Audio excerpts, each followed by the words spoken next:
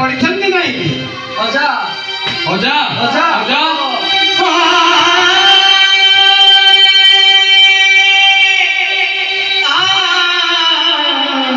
ଆରେ ତମେ ଦୁଇ ଜଣ କୋଉଠି ଥିଲ? ଅଜା ସାନ ମା ଆମକୁ ଚକ୍ରାନ୍ତ କରି ଜଙ୍ଗଲ ମଧ୍ୟକୁ ପଠାଇ ମତେ ମାରିବାକୁ ବସିଥିଲେ।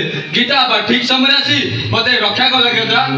ସେଇ କାଳ ରାକ୍ଷାସୁଣୀ ମହାରାଜାଙ୍କୁ ପ୍ରାଣରେ ମାରିଦେବା ପାଇଁ ବିଷ ପ୍ରୟୋଗ କଲା। ମୁଁ ତାଙ୍କୁ ଧରି ଚାଲି ଆସିଲି କୈଳାସପୁର ଯିବାକୁ। ସେଠାରେ ବାବା ବାଲୁଙ୍କେଶ୍ୱର ତାଙ୍କର ବିଷ ନିଶ୍ଚୟ ହରଣ କରିଦେବେ। ଅଜା ଏଠାରେ କିଏ ଶୋଇଛନ୍ତି? ଦେଖିବ ଆସ।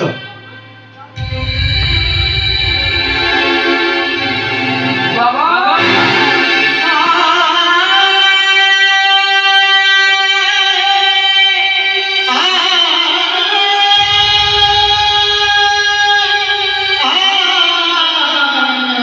ସତେ କଣ ବାବା ଉଠିବେନି? କିଛି ଚିନ୍ତା କର ନାହିଁ ଗୀତା ରାଣୀ। ହେଲେ ଯେତେ ଉଚ୍ଚଟ ହଳ ବିଷ ମୁଁ ଏଇ କ୍ଷଣି ଧାଡ଼ି ଉଡ଼ାଇ ଦେବି। ମହାରାଜା ଉଠେଇ ଜୀବନ ଲାଭ କରିବେ।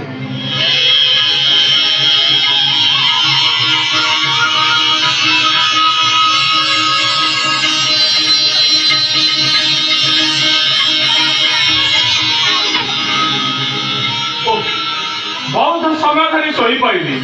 ବାବା ଅଶୋକ ବାବା ଗୀତା ମୁଁ ସ୍ୱପ୍ନ ଦେଖିନାହିଁ ତ? ନା ମହାରାଜ, ଇଏ ସ୍ୱପ୍ନ ନୁହେଁ, ଇଏ ହେଉଛି ଘୋର ଜଙ୍ଗଲ। ଏଇ ଜଙ୍ଗଲ ମଧ୍ୟରେ ଆମେ ଆପଣଙ୍କ ପାଖରେ ସମସ୍ତେ ଉପସ୍ଥିତ ଅଛୁ। ମନ୍ତ୍ରୀ ତୁମେ ମଧ୍ୟ ଏଠାରେ? ଆମେ ସମସ୍ତେ ଏଠାରେ ଭେଟ କିପରି? ଆଉ ଏ ଯୁବକ ଜଣକ କିଏ? ତାଙ୍କର ପରିଚୟ ପରେ ନେବେ ମହାରାଜ। ଆପଣ ଆଗେ ମନେ ପକାନ୍ତୁ, ରାଜ ଦରବାରରେ ଆପଣଙ୍କୁ କିଏ ସର୍ବତ ପାନ କରିବାକୁ ଦେଇଥିଲେ? ସର୍ବତ?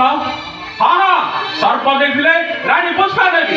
ଏଇ ସର୍ବତରେ ଥିଲା ଉତ୍କଟ ହଳାହଳ। ଉତ୍କଟ ହଳାହଳ? ହଁ ମହାରାଜ, ଆପଣଙ୍କ ଚିତ୍କାର ଶୁଣି ମୁଁ ଦୌଡ଼ି ଆସିଲି। ଦେଖିଲା ବେଳକୁ ଆପଣ ଅତି ଶୋଚନୀୟ ଅବସ୍ଥାରେ ସେଠାରେ ମୁଁ ବ୍ୟାକୁଳରେ ତୋଳି ଧରିଲି। ଆପଣଙ୍କୁ ଧରି ଏ ଜଙ୍ଗଲ ମଧ୍ୟକୁ ଚାଲି ଆସିଲି। ଏହିଠାରେ ଆମେ ସମସ୍ତେ ଆପଣଙ୍କ ସହ ଭେଟ ହେଲୁ। ଆଉ ଆପଣ କାହାର ପରିଚୟ ମାଗୁଥିଲେ? ସେ ହେଉଛନ୍ତି ଶବର ସର୍ଦ୍ଦାର, ନାମ ତାଙ୍କର ଦାରା ଶବର। ଯାରା ଶବର? ହଁ ମହାରାଜ, ସେ ଆପଣଙ୍କ ଶରୀରରୁ ବିଷ ଝାଡ଼ି ଆପଣଙ୍କୁ ମୃତ୍ୟୁ ପାଖରୁ ଫେରାଇ ଆଣିଛନ୍ତି। ମନ୍ତ୍ରୀ ମୁଁ ତୁମ କଥାକୁ ବିଶ୍ୱାସ ନ କରି ଆଜି ଏ ବିପଦ। ଆସ ଆସ ଯୁବକ, ମୁଁ ତୁମଙ୍କର ଆଲିଙ୍ଗନ କରିବି।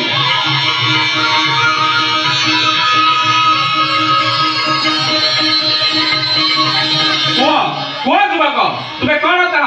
ମୋ ତାହା ଦେବା ପାଇଁ ପ୍ରସ୍ତୁତ ଅଛି।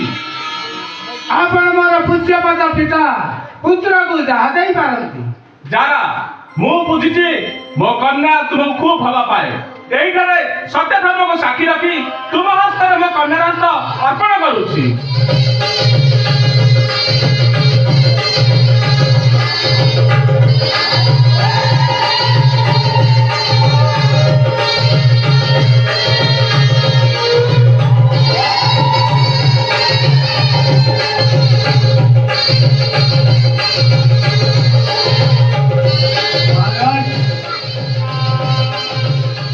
ଆପଣ ଆହୁରି ଏକ ଷଡ଼ଯନ୍ତ୍ର ଜାଣିନାହାନ୍ତି।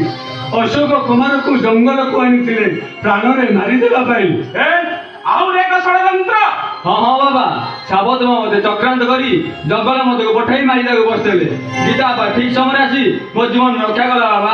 ଆଉ ଆଉ